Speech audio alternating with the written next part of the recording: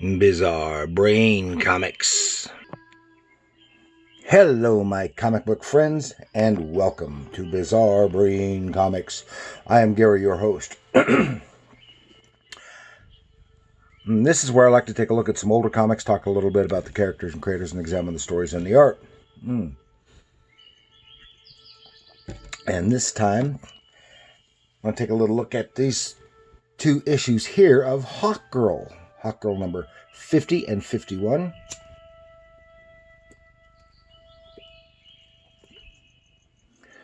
DC Comics 2006. They were written by Walt Simonson, of Thor fame. The art by Chaykin, and with some really nice colors done by Michelle Madsen. And this 50 is actually the first issue of Hawkgirl, the solo title. Prior to this, the title was Hawkman. But I guess there are a lot of things going on in the DC universe, and I still don't understand them. I guess it had just had the Rann-Thanagar War, and this Hawkgirl is Kendra Saunders, and she and Hawkman were involved in the Rann-Thanagar War, and then this ties in with the 1 year later storyline, plus the 52 maxi series, and all kinds of stuff. And apparently Hawkman had gone missing somewhere. Hawkman / Carter Hall had gone missing. And I'm not sure if this is like Golden Age Hawkman or Silver Age Hawkman.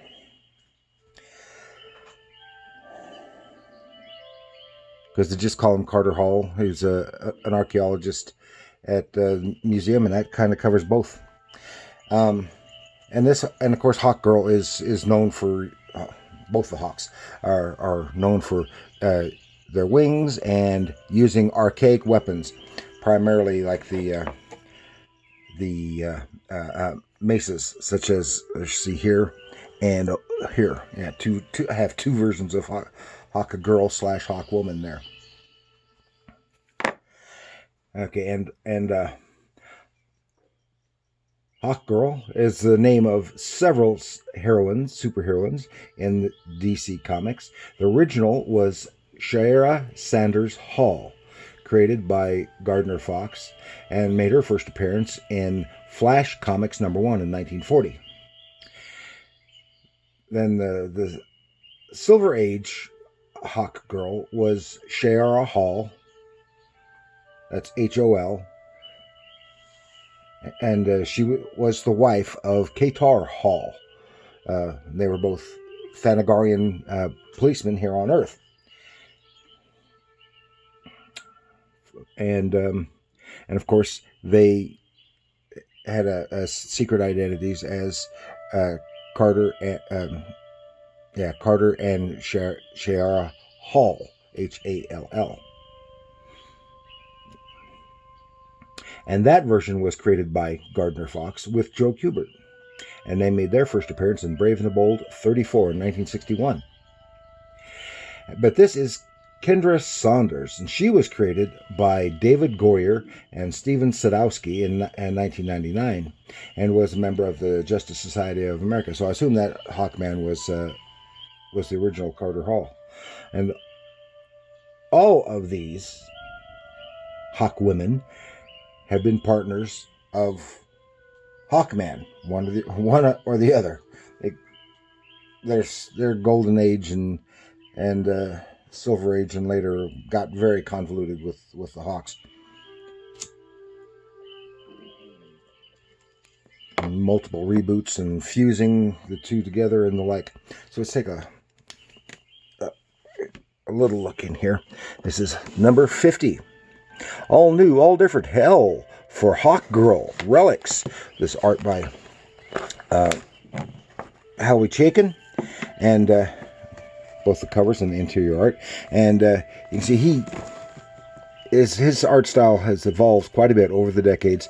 Bears little resemblance to the artwork that he did, for example, like in the War of the Worlds at Marvel over 50 years ago.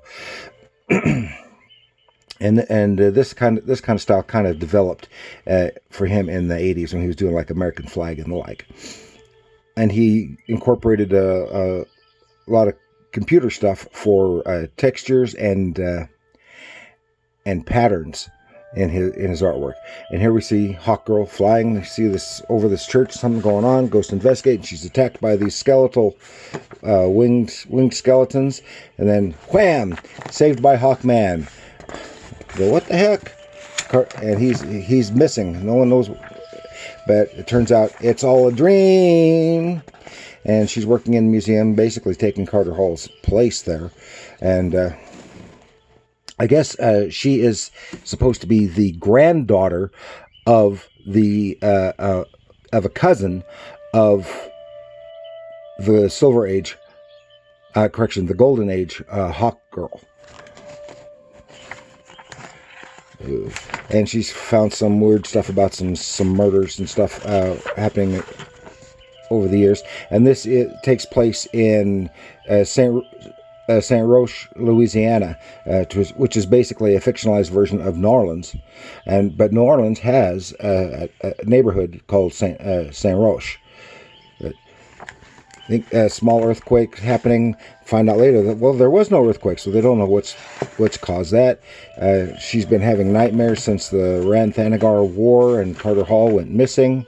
And here she's driving, and suddenly her car's locked up. She can't stop. She can't open the door. She can't shut it off. So with the nth metal on her, she has superhuman strength and anti-gravity. So she smashes out of the car as the car goes into the swamp.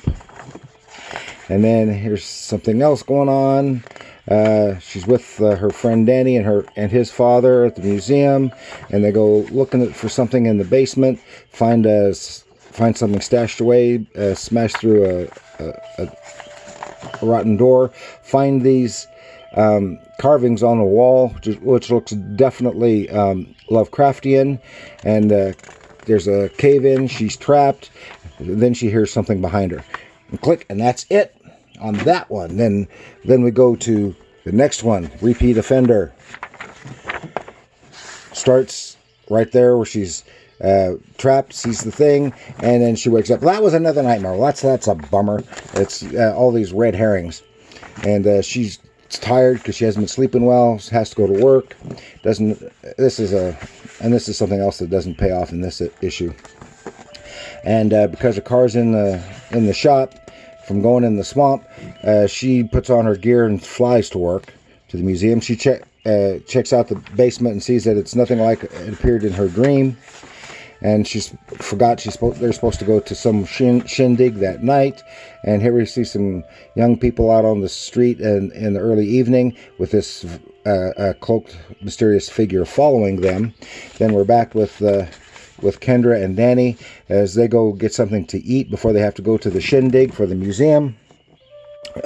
Nice storytelling here. You can see a lot of the patterns and the textures that Howie put a lot into. It's really, really nice figure work, a lot nice backgrounds, and everything is hunky-dory. They're walking on the street, hear a scream. Danny goes to check it out. Kendra changes to Hawkgirl. They're right at the church that she was having a nightmare about, and there's this figure beats up Danny and has the girl that we saw earlier on the street, and she takes care of him. Doesn't make short work of him, but she manages to kill him, but he's not killable. And it saves the girl, but it wasn't in time to save the other two because the boys that she was with lost their heads. And she sees all this plays into that stuff that she found. Reference to about all the missing people and the body parts earlier. And here's the cop that she has a tough relationship with because he doesn't like the Hawks. and like they go to pull that bar out of the skull of the murderer, and it just disintegrates into dust, leaving just the costume behind. And then that's where that ends, except for this like little epilogue. We see a figure starting a fire. We don't know what's going on, but in the background are the carvings that we had seen in Kendra's dream. And that is what I've got for you this time, featuring Hawkgirl. It's just a small snippet of a longer story, which I kind of hate. I would like to get one whole story in one issue or two or maybe 3 issues, and this is so long. It's hard to keep track. But I enjoyed the artwork. I enjoyed reading it, and it's good to see Hawkgirl in her own title. And that's all I've got for you before my battery shuts me down here. So please like, share, subscribe, leave a comment.